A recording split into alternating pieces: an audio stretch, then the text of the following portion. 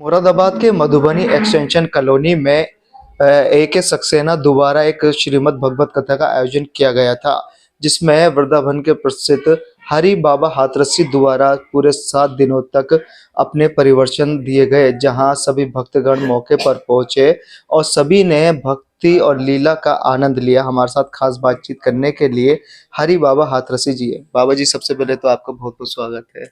धन्यवाद, बहुत बहुत धन्यवाद। आप लगातार 7 दिनों तक मधुबनी एक्सटेंशन में यहाँ पर श्रीमद् भगवत कथा रही है, कैसा रहा और किस तरह से भक्ति भाव देखने को मिला आपको? बहुत अच्छा रहा। कई जगह ऐसा होता है कि 10, 20, 25, 50 लोग मिलके कथा कराते हैं और बहुत भार एक दूसरे के ऊपर भार उठा लेते हैं। यहाँ पर सक्सेना जी ने, वकील किशन अवतार जी ने, रूपाली जी ने, उनके दोनों बच्चों ने स्वयं पर्सनल पूरे भार को उठा करके और सेवा करते हुए, और ये पता ही नहीं लगने दिया कि यहाँ एक अकेला भक्त भागवत कथा करा रहा है कि 100 लोग मिलके करा रहे हैं। हमने भी लगातार 7 दिन यहाँ कवरेज करी, हमने भी देखा कि इतने श्रद्धालु नहीं थे, लेकिन भक्ति भाव बहुत देखने को मिली। जी, भक्ति भाव दरअसल इनके अंदर कोई ऐसा धर्म को लेकर के कोई राजनीतिक पॉइंट, धर्म को लेकर के कोई सामाजिक पॉइंट, धर्म को लेकर के लोगों को दिखावा, ऐसा तो कुछ था नहीं। इन्होंने तो अपने पितरों के निमित्त अपने माँ जो जीते जी भागवत कथा सुनना चाहती थी, उन्होंने नहीं सुन पाई, तो इनके हृदय में था मैं माँ को भागवत कथा सुनाऊं। जब ये शिष्य रूप में गुरु सानिध्य में आए तो इनके मन की लालसा हमने देखी। तो जब मैंने इनके मन की लालसा देखी तो मुझे लगा कि नहीं, इनके हृदय में एक टीस है। भागवत कराना शौक नहीं, भागवत कराना मजबूरी नहीं, भागवत कराना दिखावा नहीं। इनके हृदय में ये टीस है कि मैं कितने जल्दी से जल्दी अपनी माँ को भागवत कथा सुनाऊं। तो वो मैंने पहचान ली। जब मैंने वो पहचान ली तो मैंने इनको फिर सपोर्ट किया जी। और करीब 1 वर्ष पहले ये सपोर्ट हुआ कि भागवत कथा नवंबर में हो, मौसम अच्छा रहता है। अच्छा, सिर्फ मौसम को लेकर ही, ताकि ज्यादा से ज्यादा लोग आ सके? और लालसा तो ये थी कि जल्दी से जल्दी हो जाए जी। लेकिन इसलिए कि मौसम अच्छा होता है। तो मैंने कहा बिल्कुल ठाकुर जी आपके मन की करेंगे। ठाकुर जी ने कृपा की, वो नवंबर आया और दीपावली का इन्होंने मुझे प्रणाम किया और प्रणाम करने पर इन्होंने आशीर्वाद लिया। तो एक ही मुख से आशीर्वाद निकला कि जल्दी से जल्दी आपकी माँ के प्रति जो संकल्प है वो पूरा हो। तो बस वो मुख से निकला। ये बोले गुरुजी तो संकल्प कब पूरा हो रहा है? मैंने कहा बताओ। तो बोले जब आप चाहो। तो मैंने ध्यान लगाया, एकदम ध्यान में आया कि पंचमी का दिन बहुत अच्छा है, ज्ञान पंचमी का दिन है। तो मैंने कहा तो पंचमी से कथा सुन लो। तो बोले ठीक है गुरुजी। तो इतनी बात हुई, फिर उन्होंने मुझसे कहा गुरुजी पर्चा भेजो। मैंने कहा जल्दी तो नहीं है, कुछ जल्दी तो नहीं कर रहे हैं हम लोग। बोले नहीं नहीं गुरुजी आप भेजो। तो मेरे शिष्य हैं बॉबी अग्रवाल, सचिन अग्रवाल, तो यहाँ मुरादाबाद में, वो उनके मित्र हैं। तो उनको पता चला, बोले अरे कोई चिंता नहीं, बिल्कुल सब काम होंगे, सब बढ़िया होंगे, ये होंगे। बॉबी जी पहले से हमारे साथ शिष्य रूप में कई बड़े बड़े यज्ञ कर चुके हैं, कई बड़े बड़े हो, बहुत बड़े बड़े। प्रिय शिष्यों में से एक है बॉबी जी? हाँ, मेरे प्रिय शिष्यों में से एक है। प्रिय शिष्य तो बहुत है। एक प्रिय शिष्य मेरा ये बैठा हुआ है, अनुज। अच्छा गुरुजी, हमने ये देखा है, नगरपुर रहता है। और एक जिनका मैं प्रिय हूँ वो मेरे बड़े भाई बैठे हुए हैं, विजय कुमार जैन, जो कि मेरे ही गृह जनपद से नहीं, मेरे मोहल्ले से हैं। अब ये रुद्रपुर रहने लगे हैं, लेकिन इन्होंने मुझे गोद में खिलाया है और मैंने अपने शिष्य अनुज को गोद में खिलाया है। तो ये परंपरा चली आ रही है। इनकी माता जी के, मेरे जिनका मैं शिष्य हूँ अपने पिताजी का, वो उनके गुरुजी थे। आज ये मेरा शिष्य है और वही परंपरा चली आ रही है। तो आज ये मुझे गुरु मानते हैं, लेकिन मैं इनको बड़ा भाई ही मानता हूँ, क्योंकि जब से बड़ा हुआ हूँ, मैंने होश संभाला है, तब से मैंने इनसे विजय भाई साहब कही, विजय भाई साहब। शुरू से। क्योंकि मैं कभी 1 साल का भी था, 2 साल का भी था, 3 साल का भी था, तो वो उम्र मैंने पार की, तो मैंने बड़े भाई के रूप में आपको देखा। मेरे पड़ोसी हैं, घर से घर लगा हुआ है, तो हम लोगों के व्यवहार बनिया ब्राह्मण गुरु शिष्य के कम, हम लोग स्वजन आपस में ज्यादा है। तो वही है, गुरु शिष्य हम हैं। मैं इनको कृष्ण पथ पे ले जाता हूँ, जी। और ये मुझे सांसारिक सहायता प्रदान करते हैं सब तरफ से। मित्रता, मित्रता मेरी कहेंगे सुरक्षा या से- बड़े भाई? ये मित्रता नहीं, ये भगवान श्री कृष्ण ये- और सुदामा जी नो, की। नो, नो, ये उससे ऊपर, यहाँ नंद बाबा और कन्हैया वाली बात है। ये मित्रता नहीं, सुदामा और कृष्ण वाली बात नहीं, ये नंद बाबा और कन्हैया वाली बात। ये मुझे नंद बाबा के रूप में कन्हैया मानते हैं, गुरु मानते हैं, मैं इनको पिता मानता हूँ, बड़ा भाई मानता हूँ। अच्छा गुरुजी, यहाँ आपने 7 दिन श्रीमद् भगवत कथा करी है, हमने देखा है जो समय 2 बजे से 6 बजे तक था, आपने इस तरह से मतलब भक्त जो है वो प्रेम लीला में इस तरह से मगन हो गए, और आप भी मगन हो गए कि टाइम 6 बजे से 7 बजे 8 बजे कभी कभी तो बहुत टाइम हो गया, तो किस तरह का आनंद आया?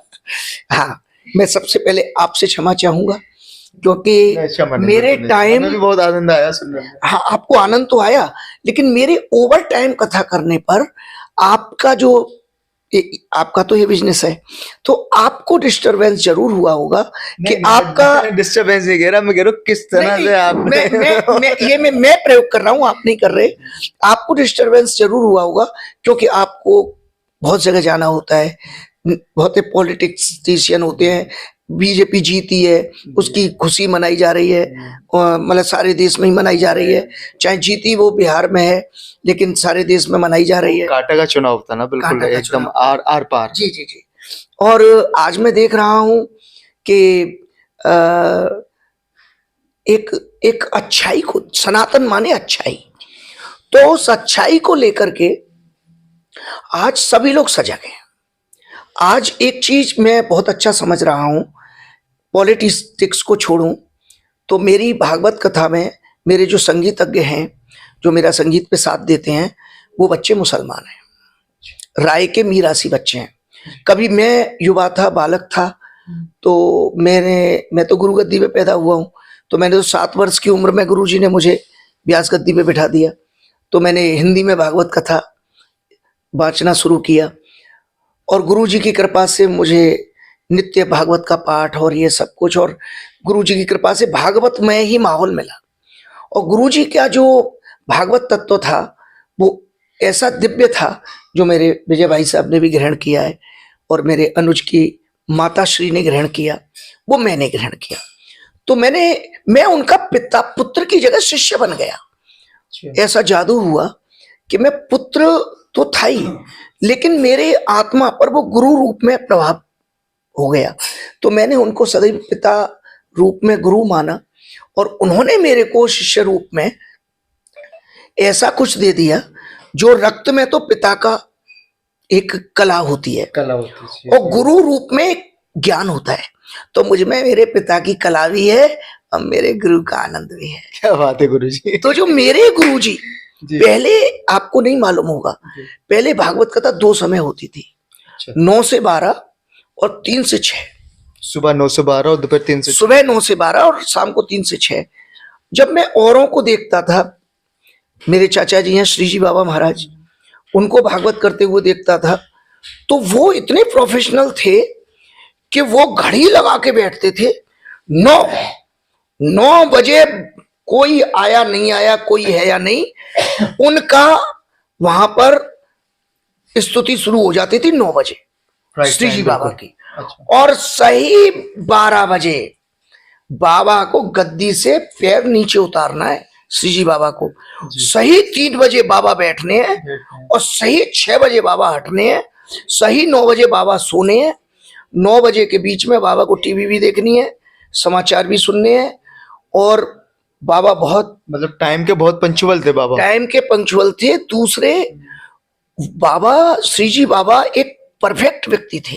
जी वो परफेक्ट थे, उनको पता था कि इस संसार में किस तरीके से जीना है। तो उसमें